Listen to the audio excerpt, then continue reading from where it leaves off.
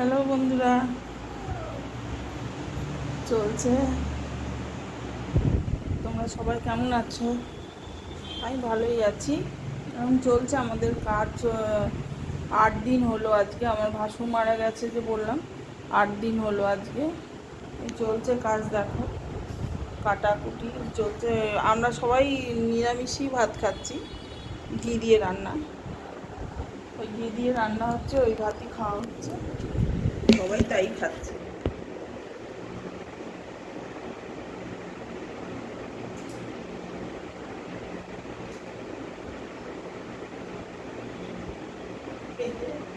সকালবেলা প্রতিদিন একটা চিন্তা যে কি রান্না করবো, কি রান্না করবো, কি রান্না করবো।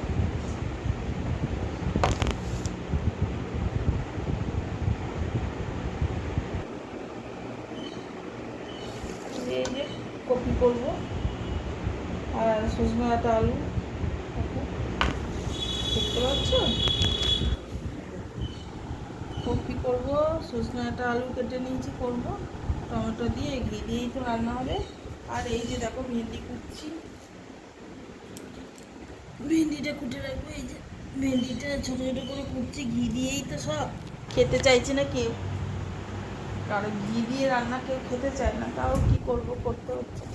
না 8 দিন না হয়েছে, আর আমাদের শনিবার দিন হয়ে যাবে ঘাট।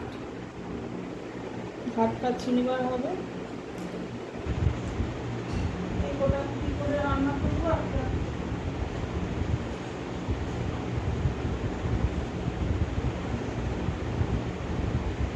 সকালবেলা মেয়ে করলো সাবুর পোলাও, সাবুর পোলাও করেছে। আর এই যে ফল,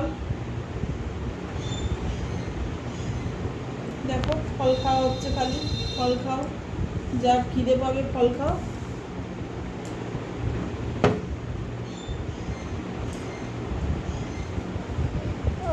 মা ছেলে ইয়ে খাচ্ছে, বেশি করছে।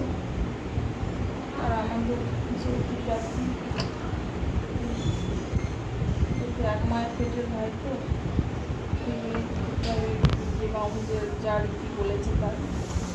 তবে আমাদের অসুস্থটা থাকবে না, মানে কাজ শেষ হয়ে গেলে আমাদের আমাদের 2 ভাইয়ের অসুস্থ হয়ে যাবে, আর 2 ভাইয়ের আমাদের, ওদের অসুস্থ থাকবে 1 বছর। ঠিক আছে,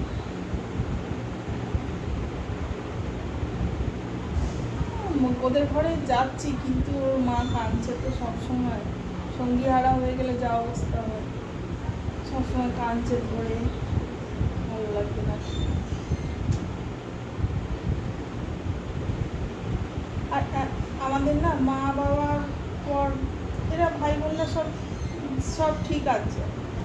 হঠাৎ করে একটা বড়টা গেছে, তো এইটা একটা সব ভাইরা একটু ভীতু ভীতু টাইপ হয়ে গেছে। ওর থেকে যেটা মেজো, সে ওর তলাতে, সে ও ভয়, ঘুমই নেই, ঘুম আসছে না তার রাত্রিবেলায়, এইরকম চলছে আমাদের ঘরে।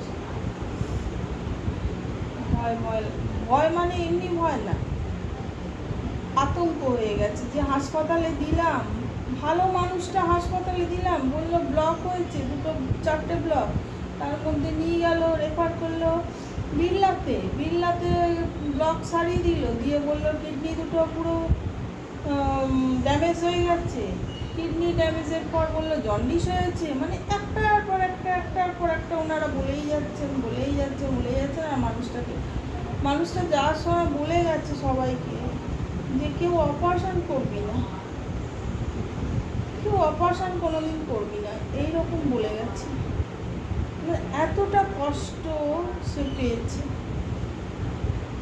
চারিদিকে পাইপ, যে দেখতে যাচ্ছে সেই কেঁদে কেঁদে বেরোচ্ছে। চারিদিকে নল পাইপ দিয়ে একদম জন্ডিসে হলুদ হয়ে গেছে। কে বাচ্চাগুলো যাচ্ছে দেখতে, মেয়েগুলো আমাদের কেঁদে কেঁদে একদম পাট হয়ে যাচ্ছে। বলছে যেটুকে দেখে মুখটা হলুদ হয়ে গেছে, সাদা হয়ে গেছে, কখনো দেখছি এই রকম।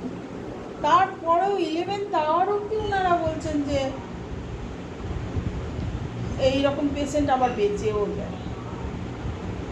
তো মানুষকে এগুলো হ্যারাসমেন্ট করা না,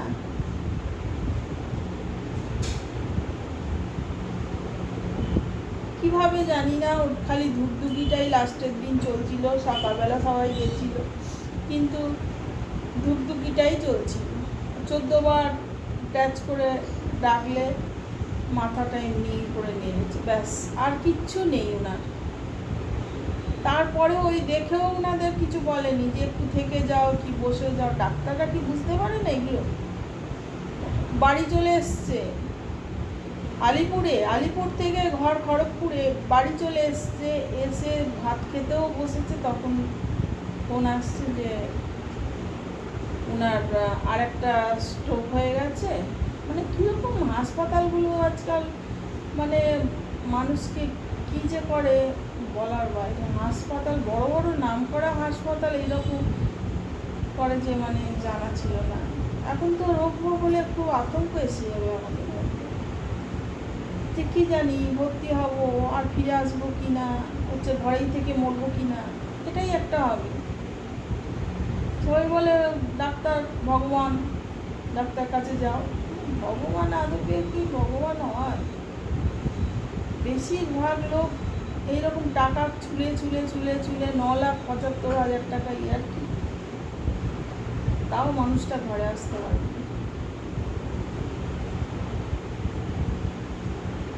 আইসিইউর মধ্যে রেখে দিয়েছে, তাকে এমনভাবে তাকে ট্যাচও করতে পারবে না।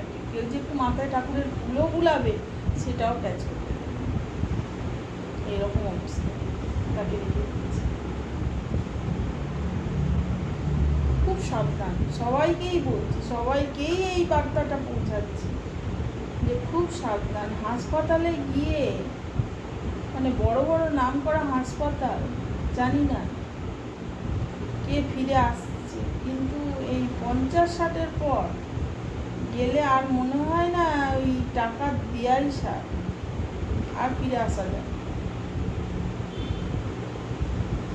সেখানে জানাও যায় না কি হচ্ছে, কি পেশেন্টকে সবসময় দেখতেও দেবে না, কিছু না, কি জানাও যায় না। পেশেন্টের সাথে না কথা বলা যায়, না দেখা যায়, না কিছু। ওই একটা টাইম করে দেবে, তার মধ্যে 1 সেকেন্ড 2 সেকেন্ড করে যদি 4টে লোক থাকে, 4টে লোক ওই যাবে আর আসবে, যাবে আর আসবে, অমনি করে ঘরে এসে ব্যাস। তারপরে দেখলো পেশেন্ট হাওয়া। এইরকম টাকাকে টাকা, ধ্বংস, মানুষ শেষ। আমি আমার মেয়েকে বলে দিয়েছি, আমার কিছু কোনোদিন হলে কোনো হাসপাতালে নিয়ে যাস না, ঘরে রেখে মেরে দিস, তাও বল, হাসপাতালে নিয়ে যাস না। ঘর দেখতে পেলো, উনি ঘরে আসার জন্য ব্যস্ত হয়ে গেছিলো, না ঘরে আসতে পারলো, না কিছু হলো, একবারও কিছু না। মানুষের সাথে কথা বলতে পারলো, কারো জল পেলো, কিচ্ছু।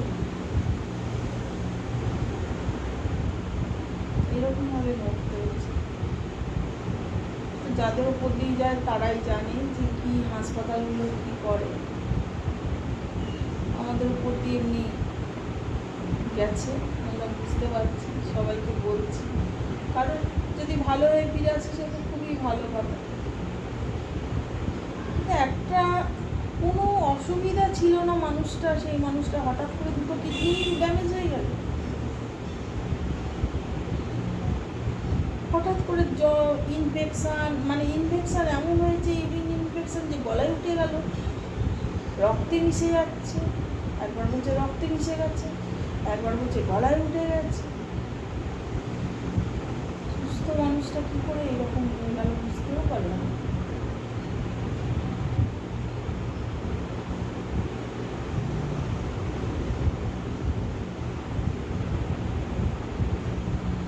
কী করবো বলো?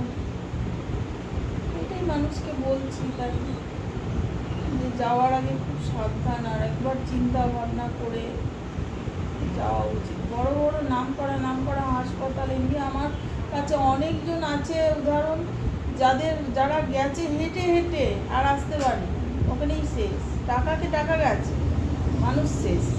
বড় বড় আর নাম করা হাসপাতাল, ছোটোখাটো টাকাকে টাকা গেছে, মানুষ আর ফিরে আসে। মানুষ হেঁটে হেঁটে গেছে হাসপাতালে। ঠিক একটা দুঃখের কথা। আর কি বলবো বলো, আমাদের এই শনিবার হলে আমাদের ঘাট কাজ সম্পূর্ণ হবে শনিবার দিন। আর ব্লগ দিতেও পারছি না, শর্ট ব্লগও দিতে পারছি না, কিচ্ছু দিতে পারছি না। এখন মনের অবস্থায় সেই পরিস্থিতিতেই নেই, কিছুতেই নেই।